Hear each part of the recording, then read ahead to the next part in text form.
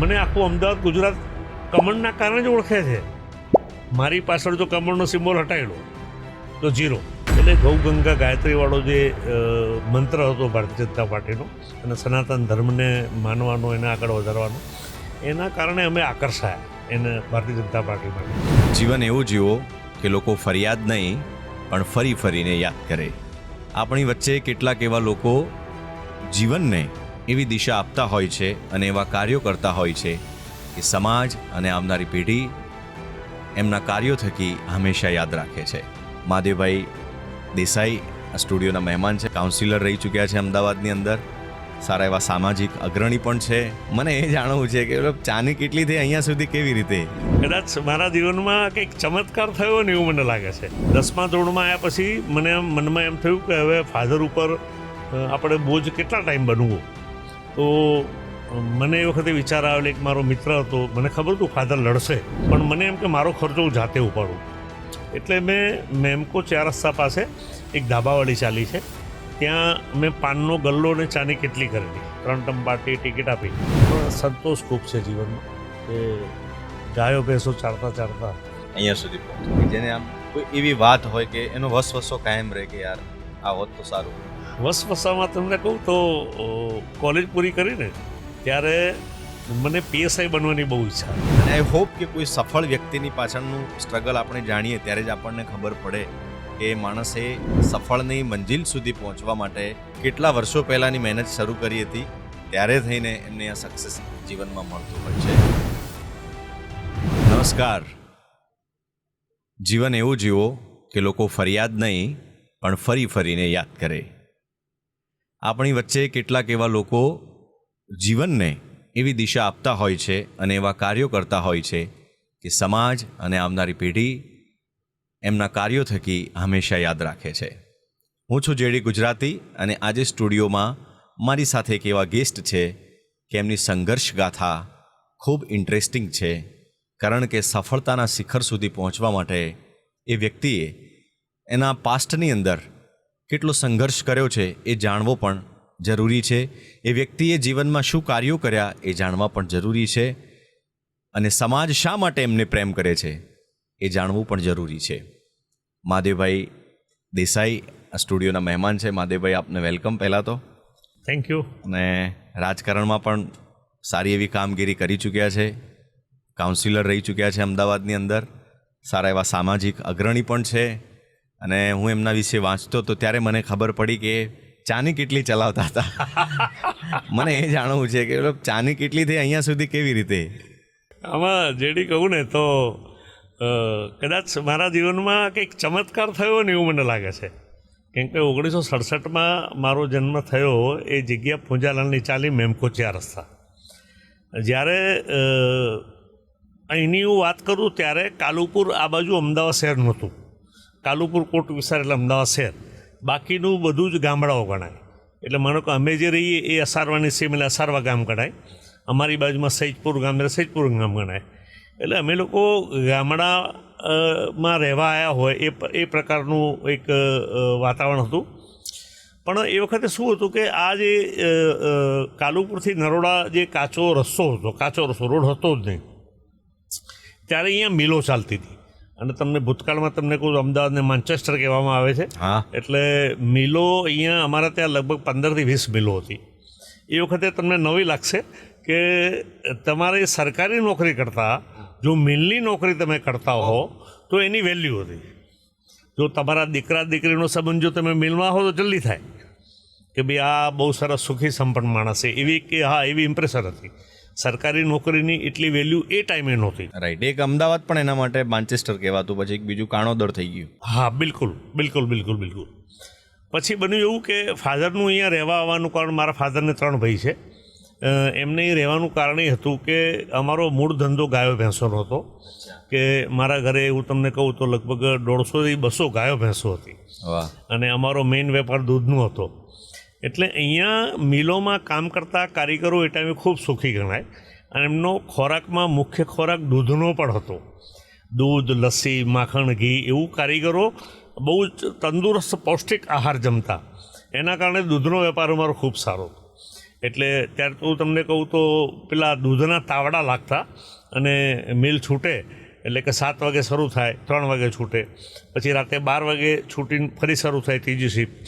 તો એ વખતે દૂધના જેમ પહેલાં દૂધ આમ હલાવતા અને હલાવીને એની પર ગ્લાસમાં મલાઈ નાખે અને દૂધ અને જલેબી, દૂધ અને પેંડા એવું એ લોકોનો એ ટાઈમનો ખોરાક હતો.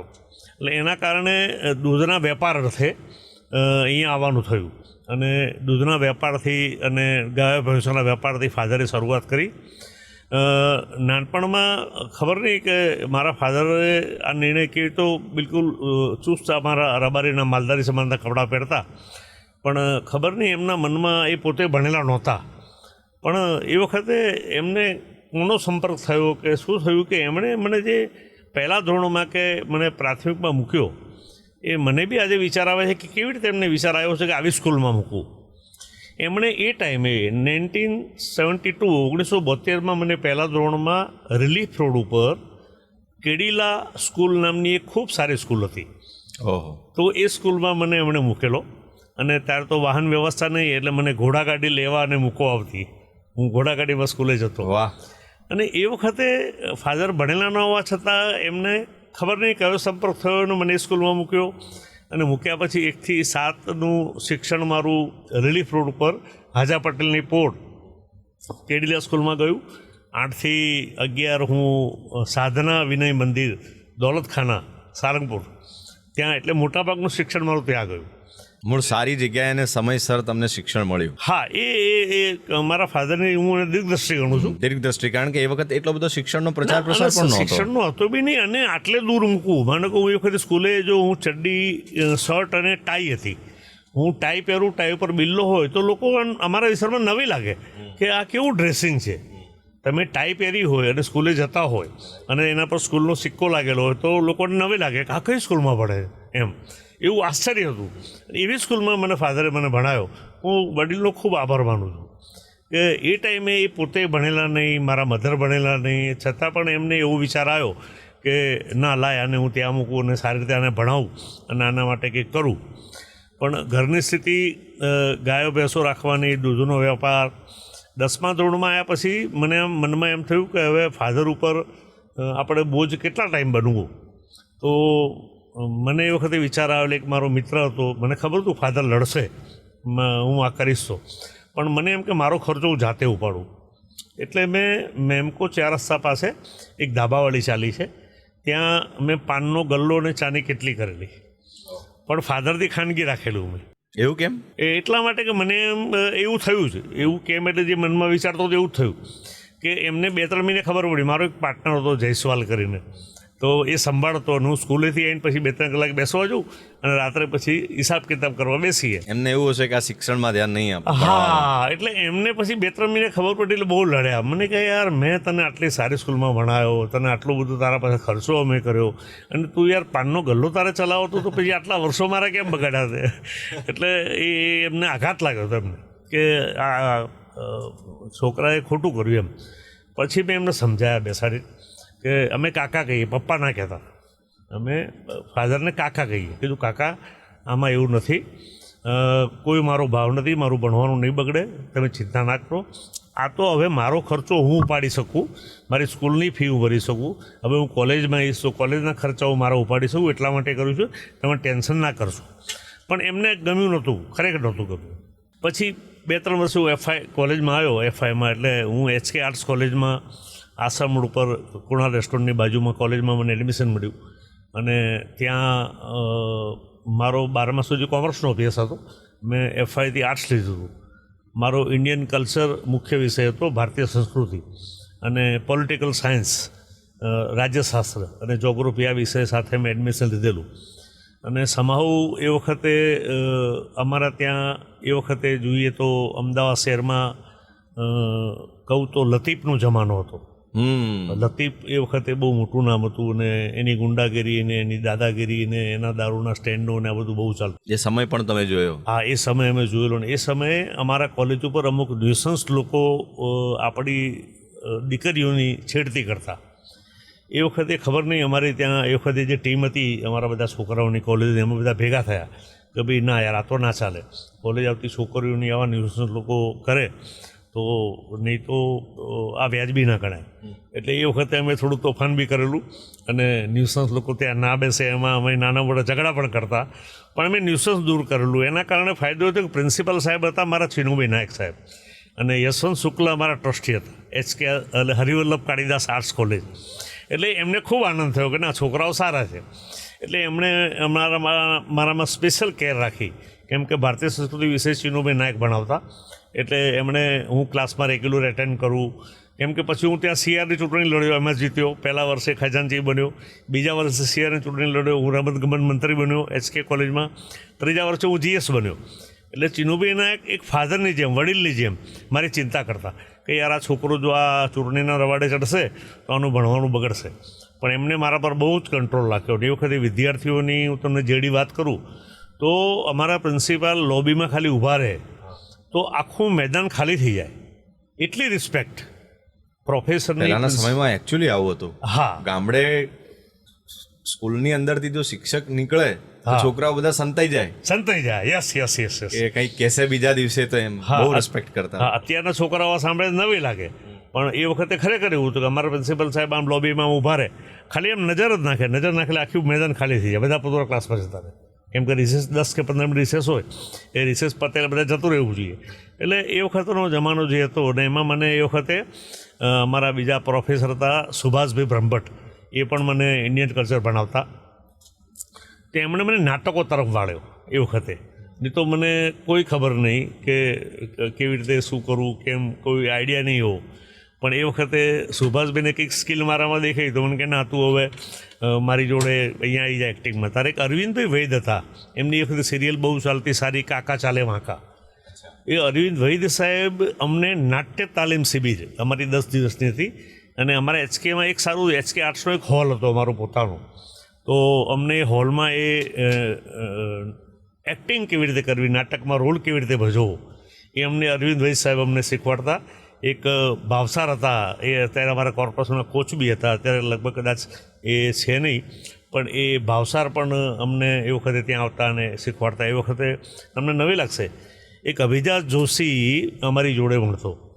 એ અભિજાત જોશી અત્યારે બોમ્બેમાં છે. લગેરો મુન્નાભાઈ, મિશન કાશ્મીર, પછી 3 ઇડિયટ, આ પિક્ચરો એણે લખેલા છે.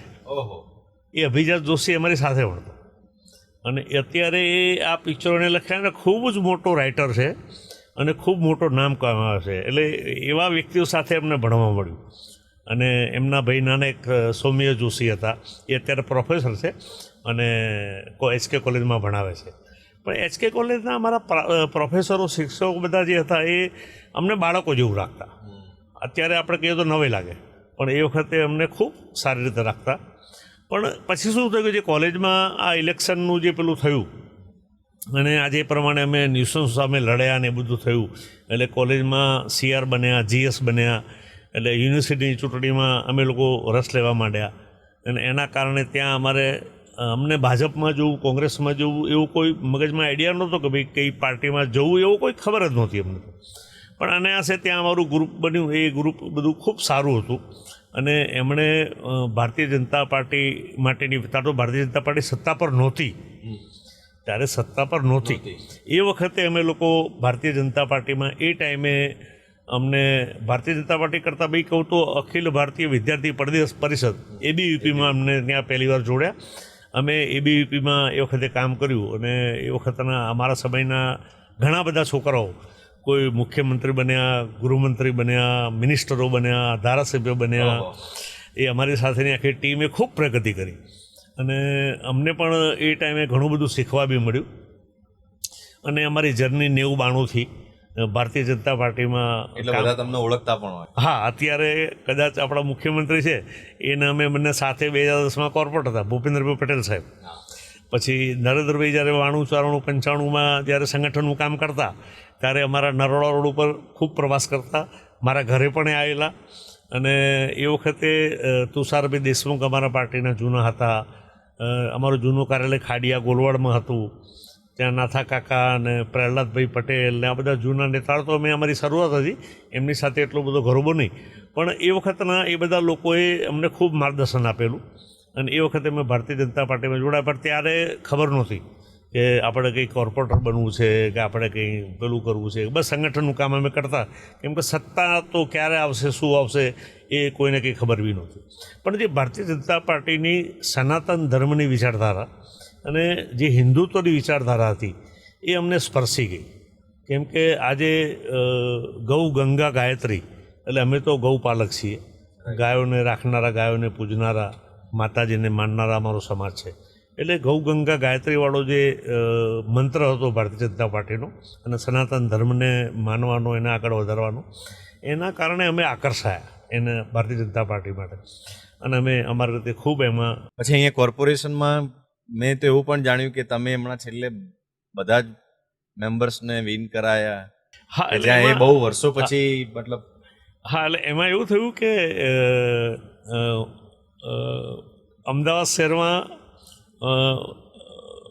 મારા જેવા બહુ ઓછા કોર્પોરેટર હશે કે જેમને ભારતીય જનતા પાર્ટીએ આટલું બધું મતલબ માન આપ્યું હોય, પ્રેમ આપ્યો હોય, મોટા કર્યા હોય. મને જેડી ભારતીય જનતા પાર્ટીએ મારી 3 ટર્મમાં મને અલગ અલગ વોર્ડમાં લડાયો. અચ્છા. હા, મને જીત્યા. હા, મને પ્રાઉડ થાય કે સંઘર્ષવાળું કામ હોય પાર્ટી મને સોંપે, મને બહુ ગમે કે પાર્ટી સંઘર્ષ કરવાનું મને આપે છે. અને આજે બી મને કંઈ પણ સંઘર્ષવાળું કામ આપે તો હું એમાં પાછો ના પડું, એ મારો સ્વભાવ છે. એટલે પાર્ટીએ મને 2005માં હું રહું સૈજપુરમાં, મને કોબીનગરવાળામાં ટિકિટ આપેલી અને ત્યાં કોંગ્રેસની પેનલ હતી અને એ વખતે નરેન્દ્રભાઈ મુખ્યમંત્રી હતા, અમિતભાઈ ગૃહમંત્રી હતા, એમનો પણ ખૂબ સહકાર હતો.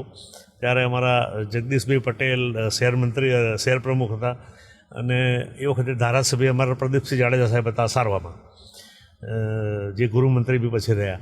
આ બધા જ લોકોનો સપોર્ટ એટલો બધો અમને હતો, આખી ટીમનો, કે અમિતભાઈ રોજ અમને પૂછે એ ભાઈ કેવું ચાલે છે ચૂંટણીમાં, એટલું એમને અમારી ચિંતા કરતા.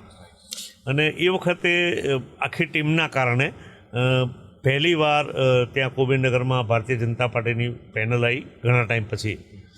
એ પછી બીજી વાર મને સૈજપુર વોર્ડમાં લડાયો, એટલે એમાં પણ કોઈ દિવસ પેનલ ભાજપની આવતી નહોતી, પણ એમાં પણ મને સફળતા મળી. આ વખતે એ વખતે અમારી સામેના ઉમેદવાર એક હતા, ગણપતભાઈ મારા મિત્ર હતા, એક્સપાયર થઈ ગયા હતા. એમને ઇલેક્શનના આગલા દિવસે એટેક આવી ગયો હતો, એટલે મારું બાય ઇલેક્શન આવ્યું. ત્યારે ભૂપેન્દ્રભાઈ સ્ટેન્ડિંગ ચેરમેન હતા અને આખી ટીમ અમારા તમામ, ભૂપેન્દ્રભાઈ સીએમ હતા, સીએમ બન્યા પછી પણ એ મારા વોર્ડમાં એક બૂથ સંભાળતા. જો ભારતીય જનતા પાર્ટીની કામ કરવાની રચના કેવી છે કે માનો કે મારું બાય ઇલેક્શન આવ્યું તો તમામ ચૂંટાયેલા કોર્પોરેટર એ વોર્ડમાં જઈને કામ કરે, તમામ વોર્ડના સંગઠનના પ્રમુખ મહામંત્રી બધા ભેગા થઈને એ વોર્ડમાં એને જીતાડવા માટે કામે લાગે. એટલે મારું સદભાગ્ય એવું થયું કે અત્યારના મુખ્યમંત્રીએ મારી ચૂંટણીમાં મારા માટે એક બૂથમાં કામ કરેલું. એટલે ભારતીય જનતા પાર્ટીમાં જે એકતા છે, સંપ છે, એ બહુ જ એમાં કંઈ કહેવાની વાત નથી. અમે હમણાં અમારા રાષ્ટ્રીય અધ્યક્ષ આવ્યા અને એમણે આહવાન કર્યું કે ભાઈ બધાએ ટિફિન બેઠક કરવી જોઈએ. તો હું માનું છું કે જેના અન્ન ભેગા એના મન ભેગા. તમે સાથે બેસીને તમે જમો ને એમાં એક નવો ભાવ ઊભો થાય છે અને અમને તો વર્ષોથી અનુભવ છે. નરેન્દ્રભાઈ હતા ત્યારે બી ટિફિન બેઠક નરેન્દ્રભાઈ કરાવતા અને 95માં નરેન્દ્રભાઈ મિટિંગ લેવા આવે એટલે ત્યારે હું અસારવા વિધાનસભામાં રાઉન્ડ અને રેલીનો ઇન્ચાર્જ હતો 95માં. ત્યારે અમરીશ પટેલ ઉમેદવાર હતા. રાઉન્ડ રેલીના ઇન્ચાર્જમાં અમે મુખ્ય 10-15 લોકો હતા. પણ એ ટાઈમે પણ નરેન્દ્રભાઈનો સ્વભાવ આવો જ કે ઉઘરાણી કામ નહીં કરે, ભાઈ તમે શું શું કર્યું, તમને જે કામ સોંપ્યું છે એમાં જો તમે રિપોર્ટિંગ ખોટું કરો તો એ તરત પકડી પાડે તમને. અને પછી કે રિપોર્ટિંગ કોઈ દિવસ ખોટું નહીં કરવાનું, રિપોર્ટિંગ સાચું જ કરવાનું. તમે કેટલું કર્યું એ કહેવાનું, કેટલું બાકી છે એ કહેવાનું. તમારાથી ના થાય એવું હોય તો અમને ખબર પડે તો અમે એની બીજી વ્યવસ્થા કરીએ. પણ એ ટાઈમે બી નરેન્દ્રભાઈનું માર્ગદર્શન અમને બહુ મળ્યું અને અમે એ વખતે 95થી આમ તો જોવા જઈએ તો આપણી ભારતીય જનતા પાર્ટીના જે 33 વર્ષ થવા આવ્યા ગુજરાતમાં. હું એવું માનું છું કે બંગાળમાં જ્યોતિ બસુનું રેકોર્ડ હતું 25 વર્ષનું, કે જેમણે સલંગ 25 વર્ષથી મુખ્યમંત્રી રહ્યા હોય. ગુજરાતમાં એ રેકોર્ડ તોડ્યો. આજ સુધી કોઈ મુખ્યમંત્રી બેને કદાચ બાદ કરતાં 5 વર્ષ મુખ્યમંત્રી તરીકે પૂરા કર્યા નથી. કોઈને કોઈ કારણસર ક્યાંક ને ક્યાંક કોઈ પણ વિષયથી ચેન્જીસ આવે. નરેન્દ્રભાઈનો રેકોર્ડ એવો છે કે સલંગ 13 વર્ષ સુધી ગુજરાતના મુખ્યમંત્રી રહ્યા. એટલે એમની સાથે અમને કન્ટિન્યુ કામ કરવાનો મોકો મળ્યો. બહુ જ અમને શીખવા મળ્યું. આપણે અહીં બેઠા છીએ એ મેમકો વીર સાવરકર સ્પોર્ટ્સ સંકુલ આ 2005-06માં આપણે નરેન્દ્રભાઈએ બનાવ્યું હતું. પણ એની બી તમને સ્ટોરી કહું તો તમને એવું લાગશે કે નરેન્દ્રભાઈનું વિઝન કેવું કહેવાય. એ વખતે 2005માં અમે ચૂંટાયા પછી અમે 96 કોર્પોરેટ હતા. તો પ્રોટોકોલ પ્રમાણે જે મેયર બન્યા હોય, ડેપ્યુટી મેયર બન્યા હોય એ મુખ્યમંત્રીને મળવા જાય. તો ત્યાંથી મેયર સાહેબ હતા અમિતભાઈ, એમણે કહેવડાવ્યું ત્યાં કે અમે મળવા માટે આવીએ છીએ. નરેન્દ્રભાઈએ એવું કીધું કે ના, મારે તમને 5 નહીં, મારે 96 કોર્પોરેટરને મળવું છે. જેડી એ વખતે 96 કોર્પોરેટરને ખાનપુર ભાજપ કાર્યાલયે પહેલા માળે ભેગા કર્યા અને નરેન્દ્રભાઈ ત્યાં અમને મળવા આવ્યા, કોર્પોરેટર 96ને. અને એમની સાથે એ વખતે વજુભાઈ વાળા હતા. એ વખતે જે એમને કોર્પોરેટર પહેલી વાર ચૂંટાયો અને એમણે જે મને એ પહેલી મિટિંગમાં જે એમને જે વાત કરી હતી, આજે એવું ભૂલી શકતો નથી. એમણે જે એમને બતાવ્યું કે ચૂંટાયા પછી તમને લોકો કઈ દ્રષ્ટિએ જોશે, તમને આમ તમે મોટા સાહેબ થઈ ગયા છો એવું તમને ભાવ આવશે, તમે કંઈ બહુ મોટા માણસ થઈ ગયા છો એવો ભાવ આવશે, તમે કોર્પોરેશન જશો એટલે લિફ્ટ પટાવાળો ખોલશે, તમને સેલ્યુટ મારશે, તમે જશો તો તમને આમ લોકો માન આપશે, તમને ફુલાર પહેરાવશે. પણ આ નશો તમારા મગજમાં આવવો ના જોઈએ. આ જે માન સન્માન છે એ કમળના કારણે છે. આ માન સન્માન છે તમને ટિકિટ મળી, તમે જીત્યા એના કારણે છે. તમને ટિકિટ મળી એટલે તમે જ બોર્ડમાં હોશિયારને ડાયા હતા એવું તમે ના સમજતા, પણ તમારું નસીબ હતું. તમે કાર્યકર્તા તો છો જ, તમે સારું જ કામ કરો છો, પણ સાથે તમારું નસીબ હતું, તમને ટિકિટ મળી, તમે જીતી ગયા. એટલે કોઈ કાર્યકર્તાને અન્યાય નહીં કરવાનો. 5 વર્ષ પછી ફરી પાર્ટી તમને ટિકિટ આપે અને તમે કાર્યકર્તાઓની વચ્ચે કે પ્રજાની વચ્ચે જાઓ તો તમે દેખાયા નહીં અત્યાર સુધી 5 વર્ષ સુધી, અને હવે ફક્ત વોટ લેવા આવ્યો છે, આવું કોઈ કહેવું ના જોઈએ. અને જ્યારે પાર્ટી આપે ત્યારે પાર્ટી સારી ને કંઈ ના આપેલ પાર્ટી ખરાબ, આ ભાવ જિંદગીમાં ના આવવો જોઈએ. અને ત્યારે વજુભાઈ બેઠા હતા અને એમણે કહ્યું કે તમારે છોડવું રાજકારણમાં, સત્તા છોડવી એ શીખવું હોય તો વજુભાઈ પાસે શીખો. અને વજુભાઈની જૂની એમણે 1-2 વાતો કરી. વજુભાઈ અમારા બધાની સામે રડી ગયા. એટલી જૂની જે એમની વજુભાઈએ જે નરેન્દ્રભાઈના કહેવા પ્રમાણે જે કંઈ કર્યું હોય એમના આંખમાં આંસુ આવી ગયા. નરેન્દ્રભાઈએ જે એમને એ વખતે જે નશો ઉતારી દીધો બધાનો કે ભાઈ તમે સત્તા એ આપણા કામ કરવા માટેનું સાધન છે, સાધ્ય છે. તમે એના જો નશામાં આવશો તો તમે વધુ આમાં ચાલી નહીં શકો. તમારા પગ જમીનથી અડેલા હોવા જોઈએ, જમીનને જોઈને નીચે જોઈને ચાલવાનું. કાર્યકર્તાએ તમને જીતાડ્યા છે, ભારતીય જનતા પાર્ટીની ટીમે તમને જીતાડ્યા છે, પબ્લિકે તમને જીતાડ્યા છે. તમારી પાર્ટીની વિચારધારા, તમારા પાર્ટીના વડવાઓએ આપેલો ભોગ, તમે બધા નસીબદાર છો કે તમને અત્યારે સીધું આટલું મોટું કોર્પોરેશન. એ તો અઘરું છે સત્તા પચાવી અને પછી એને છોડી દે. સરદાર વલ્લભભાઈ પટેલ સાહેબ જ્યાં બેસતા હતા એ જગ્યા પર મને બેસવા મળ્યું ચૂંટાયા પછી પહેલી વાર. મારા જીવનમાં આટલું મોટું માલધારીના દીકરા તરીકે શું હોઈ શકે.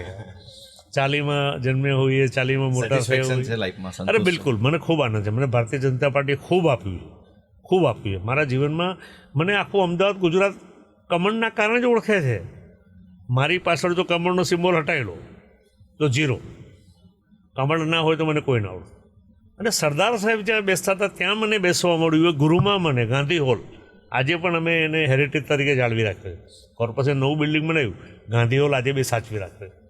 એટલે એમાં ત્યાં બેસવા મળ્યું. એ કરતાં મને જે જવાબદારીઓ પાર્ટી આપી, મને EWS હાઉસિંગનો ચેરમેન પાર્ટીએ બનાવ્યો, મને રોડ એન્ડ બિલ્ડિંગનો ચેરમેન મને બનાવ્યો, મને 3 વાર અલગ અલગ વોર્ડમાં મને ટિકિટ આપી, ચેલેન્જની ટિકિટ આપી, મને સહકાર આપીને મને પાછો જીતાડ્યો.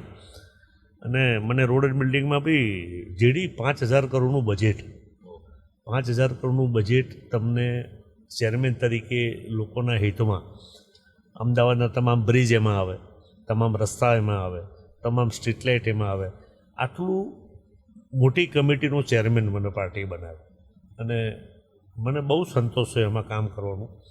એમાં હું તમને કહું તો આજે ડામરના રોડ જે આપણે બનાવીએ છીએ એ ડામરના રોડની કિંમત, આ એક્ઝામ્પલ આપું છું, દાખલા તરીકે ડામણ રોડ આપણને 1 રૂપિયામાં પડતો હોય, દાખલા તરીકે 1 મીટર, તો એ વખતે મને કોઈ એવું કહ્યું કે ભાઈ એક વ્હાઇટ ટોપિંગ ટેકનોલોજી છે અને એ રોડ સારા બને છે. તો મેં તપાસ કરી તો મને ખબર પડી કે બેંગ્લોરમાં અને નાગપુરમાં આ રોડ બન્યા છે, વ્હાઇટ ટોપિંગ રોડ. તો એ વખતે અમારા આઈએસ હતા રમેશ મેરજા સાહેબ, મેં એમને વાત કરી કે મારા ડેપ્યુટી કમિશનર હતા, એટલે મેં એમને વાત કરી, એટલે અમે લોકો ત્યાં બેંગ્લોર ગયા. બેંગ્લોરની જે કોર્પોરેશનની સાથે મિટિંગ કરી, આખી રોડની ક્વોલિટી કેવી છે, એનું કોસ્ટિંગ કેવી રીતે બેસે છે, એની સ્ટ્રેન્થ શું છે, બધું સમજ્યા. જેડી ખરેખર એ કોન્સેપ્ટ એટલો સરસ હતો કે અમે લોકો એ કોન્સેપ્ટ લાયા. આખી અમે પ્રેઝન્ટેશન અધિકારીઓ કમિશનરશ્રી સામે કર્યું. અમે વખતે અમારા પ્રભારી હતા ધર્મેન્દ્રભાઈ શાહ સાહેબ, એમને વાત કરી. અમારા મેયર સાહેબ હતા, એમને વાત કરી. અમારા ડેપ્યુટી મેયર, અમારા સ્ટેન્ડિંગ ચેરમેન હિતેશભાઈ બારોટ હતા, એમને વાત કરી. કિરીટભાઈ અમારા મેયર હતા. અને કહીને અમે મુખ્યમંત્રીને મળવા માટે ગયા. તો મુખ્યમંત્રીશ્રી બી આખી વાત સમજી કે ના, તો બહુ સારું છે. પણ સૌથી મજા એ હતી એમાં કે માનો કે ડામર રોડ રૂપિયામાં પડે તો આ રોડ 1 રૂપિયા 10 પૈસામાં પડે. અને સૌથી મોટી વાત કે ડામર રોડની ડિફેક્ટિવ લાયબિલિટી પીરિયડ 3 વર્ષનો હોય. 3 વર્ષ પછી કોન્ટ્રાક્ટની જવાબદારી પૂરી થાય. અને આ રોડ તમે બનાવો તો આ રોડને 25 વર્ષ સુધી કંઈ ના થાય. એટલે તમે કલ્પના કરો કે તમે લાંબુ વિઝન 7, 8 તરી 24, પેલો રોડ 8 વાર બનાવવો પડે, આ રોડ 1 વાર બનાવવો પડે. કોર્પોરેશનના લાખો કરોડો રૂપિયાનો બચાવ થયો. આ મને બહુ સંતોષજનક મારા જીવનના, મારા કેરિયરમાં મને આ કામ લાગ્યું. બીજું એક, મારા ટાઈમમાં અમે એક હોટમિક્સ પ્લાન્ટ બનાવ્યો. 95માં કેશવ વર્મા સાહેબ કોર્પોરેશનમાં હતા ત્યારે મને બનાવ્યો હતો, પણ 2000માં સત્તા બદલાઈને એ હોટમિક્સ પ્લાન્ટ બંધ કરી દીધો. આ કોઈ રાજકીય વાત કરવાનો વિષય નથી, પણ હું ચેરમેન બન્યો પછી હોટમિક્સ પ્લાન્ટ બનાવવાનું એટલા માટે નક્કી કર્યું. ચોમાસામાં તમામ મીડિયા અને તમામ પેપરોવાળા ખાડા છે આવું થતું, અને ખાડા હતા બી ખરા, રોડ તૂટતા હતા, એટલે મીડિયા કે પણ ખરા. પણ એમાંથી કેવી રીતે નીકળવું એનો ઉપાય હોટમિક્સ પ્લાન્ટ હતો. એટલા માટે કે ચોમાસામાં હોટમિક્સ પ્લાન્ટ ચાલુ હોય નહીં, એ બંધ રાખે, રોડના કામ બંધ થઈ જાય ચોમાસામાં, ડામરના રોડના. એટલે અમે લોકો એ વખતે આ હોટમિક્સ પ્લાન્ટ પોતાનો હોય તો જેવો વરસાદ બંધ થાય તો પોતાનો ગરમ માલ લઈને અમે 2, 3, 4 દિવસ 5 દિવસ કોરું નીકળે અને વરસાદ રોકાય તો અમે એમાં એ માલ નાખીને પેચવર્ક કરી શકીએ, અને એનું પેચવર્ક ખૂબ મજબૂત અને સારું થાય. એ હોટમિક્સ પ્લાન્ટવાળું મારા જીવનમાં ખૂબ મને આમ યાદ રહેશે જીવનમાં, કે આ પ્લાન્ટ મારા સમયમાં બન્યો. એટલે આવા આરસીસી રોડ, બીજા પીક્યુસી રોડ, આ બધા મારા સમયમાં મને બનાવવાના મળ્યા. અમારા નરોડા વિસ્તારમાં 2.5 કિલોમીટર લાંબો મોટો બ્રિજ પાટિયાથી લઈ અને છેક સુતારના કારખાને નરોડા સુધીનું મળ્યો. આવા ઘણા બધા કામો કરવાથી સંતોષ છે પાર્ટીમાં. 3 ટર્મ પાર્ટી ટિકિટ આપી. આ વખતે કદાચ ગઈ વખતે પાર્ટી નિયમ કર્યો હતો કે ભાઈ 3 ટર્મ નહીં લડવાનું. આ વખતે કદાચ એ નિયમ ચાલુ રહે ને પાર્ટી નિયમ ચાલુ રહે કે ના રહે, પાર્ટી કે લડવાનું તો લડવાનું, પાર્ટી એમ કે ના, હવે તમારે સંગઠનનું કામ કરો, સંગઠનનું કામ કરો. કાર્યકર્તા તરીકે પાર્ટી જે કામ અત્યાર સુધી મને આપ્યું છે એ કામ આપણે ખૂબ નિષ્ઠાથી નિભાવવાનો પ્રયત્ન કર્યો છે. કામ કરતા હોય તો ક્યાંક ભૂલ બી થાય, કદાચ કોઈ ભૂલ થઈ હોય તો બી પાર્ટીવાળા એમાં અમને શિખામણ આપીને અમારો સુધારો બી કરે. પણ સંતોષ ખૂબ છે જીવનમાં કે ગાયો ભેંસો ચારતા અહીંયા સુધી પહોંચ, કોર્પોરેશનમાં 3 વાર કોર્પોરેટર બનવું, ચેરમેન બનવું અને આટલા સરસ કામ કરવાનો મોકો મળવો, એ મારા માટે એક આ વ્હાઇટ ટોપિક. એવું કંઈ છે મહાદેવભાઈના લાઈફમાંથી પાછળ છૂટી ગયું ના, કોઈ વસવસો હોય જીવનમાં? આમાં એવું છે કે તમે અપેક્ષાઓની કોઈ કમી નથી. અપેક્ષા તમે જેટલી રાખો, હા રાખવી જોઈએ, હું ના નથી પડતો, રાજકારણમાં ચાલો અપેક્ષા હોય, પણ એ ના મળે તો દુઃખી થઈ જવાય, એ સ્વભાવ મારો નથી. હું હંમેશ હું જસ્ટ રાજકારણ સિવાયની વાત કરું છું કે કોઈ વ્યક્તિ હોય, કોઈ એવા મિત્ર હોય કે જેને આમ કોઈ એવી વાત હોય કે એનો વસવસો કાયમ રહે કે યાર આ હોત તો સારું હતું. વસવસામાં તમને કહું તો કોલેજ પૂરી કરીને ત્યારે મને પીએસઆઈ બનવાની બહુ ઈચ્છા હતી. હા, તો એના માટે ત્યારે મને એવું હતું કે મારે પીએસઆઈ બનવું છે. અને અમારા માલધારી સમાજમાં જો એ ટાઈમે 92માં પીએસઆઈ બનીએ તો જાણે આઈપીએસ બની ગયા એવું આમ ઘણા એવું હતું. તો એ વખતે 90માં કોલેજ પૂરી કર્યા પછી રોજ સવારે મેદાનમાં 4 વાગે જવું અને 9 વાગ્યા સુધી રનિંગ, ઊંચો કૂદકો, લાંબો કૂદકો, ગોળા ફેંક, રસ્સો ખેંચ, ઉપર ચડવાનું, આ બધું અમે ખૂબ મહેનત કરતા.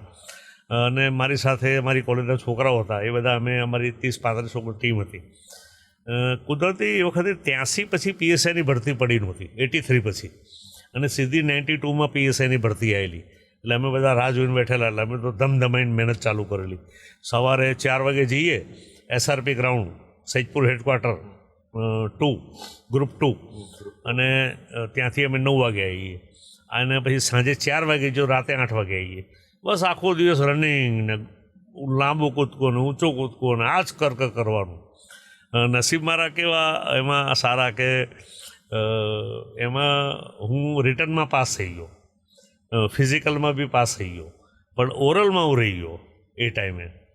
એટલે ઓરલમાં હું રહી ગયો, રિઝલ્ટ આવ્યું, નપાસ થયો. એટલે ઘેર ગયો તો ફાધર બહુ ખુશ હતા. મેં કીધું કાકા હું યાર નપાસ થઈ ગયો, ઓરલમાં હું ફેલ થયો, પાછો આવ્યો. મને કે મેં બાધા રાખી હતી માતાજીની કે તું નપાસ થાય. કાકા તમે કેમ આવું બોલો છો? મને કે તું પીએસઆઈ થાય તો પછી તો અમને બધાને છોડીને જતો રહે ને કે. હું તો પીએસઆઈ થાય તો પછી મને કે ગુજરાતમાં ગમે ત્યાં બદલી થાય ને તારી તો પછી દીકરો, આપણે ક્યાં ધંધો ઘેર નથી, આપણી પાસે ગાયો ભેંસો છે, આપણો દૂધનો વેપાર આટલો સારો છે, વેપાર કરીને તો નોકરી કરવાની ક્યાં જરૂર છે કે. એટલે મેં તો કે બાધા રાખી હતી. એટલે હું બહુ હસ્યો દિવસે. એટલે મારા ફાધરની ઈચ્છા નહોતી, પણ મને એક રસ હતો કે ના લાય આપણે, હા બને તો સારું એવું હતું. પણ આજે બી ભગવાનની દયાથી જે મળ્યું એમાં ખૂબ સંતોષ. છેલ્લો પ્રશ્ન પૂછું, તમે ચાની કેટલી ચલાવતા, એ વખતે ચા કેટલા રૂપિયાની મળતી? અરે યાર એ વખત તો ચા તમને કહું ને તો માંડ 50 પૈસા કે રૂપિયાની ચા હતી. તેની વેલ્યુ પણ વધારે છે. પછી બરણીમાં અમે ખારી રાખીએ, પછી એક બરણીમાં ટોસ હોય અને એક બરણીમાં પેલા બિસ્કિટ હોય. એટલે અહીંયા અમારો બહુ જ ગરીબ વિસ્તાર છે. આમ અમારો સૈદપુર રોડ કહું ને તો લગભગ 80% સ્લમ એરિયા છે, જે મુંબઈની ધારાવી હોય ને એ ટાઈપનો વિસ્તાર છે. એટલે એ વખતે લોકો ચા સાથે ખારી દિવસની એ વખતે. અરે એ વખતે તો હું વકરો ગણું ને તો અમારે 150-200 રૂપિયા વકરો થાય, માંડ 150 રૂપિયા. પણ 150 રૂપિયા થાય એટલે પણ મજા આવતી અમને. એ વખતે 150 રૂપિયા એટલે એ સારું અમને લાગતું, અમને ખૂબ ગમતું. 150 રૂપિયા થાય એટલે અમને માનો કે રોજના એ વખતે 20-25-30 રૂપિયા મળે, 200-250 વકરો થાય તો 50 રૂપિયા રોજના મળે તો 1500 રૂપિયા મહિને થાય. તો 1500 રૂપિયા મહિને કમાવા એટલે એ વખતે તો સારી વાત હતી. હા એ વખતે એમ કે ત્યાં 30-40 રૂપિયામાં પેન્ટ મળતું. તમે જાઓ અહીંયા ભદ્રગાડી ત્યાં તો તમને 30-40માં પેન્ટ મળે, તમને 20 રૂપિયામાં શર્ટ મળે. તમે બૂટ લેવા જાઓ તો 20-25 રૂપિયામાં બૂટ મળી જાય. એટલે સોગવારી બી હતી. અને એ વખતે ચાનો ગલ્લોનો પાનની કેટલીથી આજે ભગવાનની દયા છે. અને બીજું શું થયું કે એક ફાયદો અમને થઈ ગયો કે ગાયો ભેંસોને ચાર જો વેચાતી લાવીએ અમે તો એ મોંઘી પડે. એટલે ફાધર એમને નેચરલ કોર્સમાં એ વખતે જમીન રાખી કે ભાઈ આપણે જાતે વાવીએ તો જાતે આપણે ઘાસચારો ઉગાવીએ તો આપણને સસ્તો પડે, તો આપણને નફો વધે. જેમ પ્રજાપતિ સમાજનો ધંધો ઈંટો પાડવાનો હોય એટલે એમને જમીન લેવી જ પડે. એટલે જમીનની માટીમાંથી ઈંટો બનાવે અને પછી જે ખાડો હોય એમને પડ્યો રહે. એટલે કુદરતી જેમ પ્રજાપતિને ખાડા પડ્યા રહે એમ અમારા ફાધરને એમણે જે જમીનો રાખેલી એ જમીનો કન્ટિન્યુ ઘાસચારો ને બધું ચાલતું ને ત્યાં સુધી અમારે ઉપયોગમાં આવતું, અમને સસ્તું પડતું. નસીબ અમારા તે જ હતા કે નરેન્દ્રભાઈ 2000માં મુખ્યમંત્રી બન્યા અને પછી જે વિકાસ થયો ગુજરાતનો અને નવો રિંગ રોડ બન્યો અને અમદાવાદનો જે વિકાસ થયો, બહારથી જે ઇન્વેસ્ટમેન્ટો આવ્યા, બહારની કંપનીઓ આપણા ત્યાં આવી, નરેન્દ્રભાઈનું ખરેખર એ બી આભાર એટલા માટે માનું છું કે આ વિકાસના કારણે અમારા જમીનોના ભાવ બહુ વધી ગયા. એટલે એ ભાવ વધ્યા. ખરેખર સાચું કહું તો અમારે જે ફાધરે મહેનત કરી એ બહુ ખૂબ કરી, પણ અમારા નસીબમાં એટલી મહેનત ના આવી. જેમ આજે ભાજપમાં આજે કાર્યકર્તાને તમને કહું તો એમને કાર્યકર્તાઓને દંડા લાકડી ખાવા નહીં પડ્યા. જ્યારે સત્તા નહોતી ત્યારે ભાજપનો કાર્યકર્તા દંડા બી ખાતો, લાકડી બી ખાતો, જેલમાં બી જતો. અત્યારના કાર્યકર્તાઓ તો નસીબદાર છે, હું એવું માનું છું કે એને સંઘર્ષ ઓછો કરવો પડે છે. એમ અમારે બી સંઘર્ષ રાજકારણમાં શરૂઆતમાં કરવો પડ્યો, પછી સારા ટાઈમમાં અમે આવી ગયા. એમ નરેન્દ્રભાઈના આપે જે વિકાસ થયો, નેચરલ કોર્સમાં જમીનોનો ભાવ ખૂબ વધી ગયા, એટલે એનો ફાયદો અમને બહુ થયો. અને ઘણીવાર કહીએ ને કે ભાઈ આ નસીબ, એટલે એ નસીબ ખૂબ કામ કરી ગયું. Thank you so much Mahadevbhai. બહુ ઇન્ટરેસ્ટિંગ છે આપની કહાની. આપની સાથે વાત કરવાની બહુ મજા આવી. અને આઈ હોપ કે આ તમારું જે પણ ઇન્ટરવ્યૂ છે, જે પણ લોકો જોતા હશે, તેમાં જે છોકરાઓ હશે કોલેજના, એ પોતાને કનેક્ટ કરતા હશે, જે સ્ટ્રગલ કરતા હશે એ પણ તમારી સાથે પોતાને કનેક્ટ કરતા હશે, કોઈ પોલિટિકલ લોકો હશે, કોઈ કાર્યકર્તાઓ હશે સન્નિષ્ઠ, તો એ પણ તમારી વાતને પોતાની સાથે કનેક્ટ કરી શકતા હશે. અને આઈ હોપ કે કોઈ સફળ વ્યક્તિની પાછળનું સ્ટ્રગલ આપણે જાણીએ ત્યારે જ આપણને ખબર પડે કે માણસે સફળની મંજિલ સુધી પહોંચવા માટે કેટલા વર્ષો પહેલાંની મહેનત શરૂ કરી હતી, ત્યારે થઈને એમને આ સક્સેસ જીવનમાં મળતું હોય છે. કોઈ નવા ગેસ્ટ સાથે ફરીથી મળીશું. Keep watching Gujarat first.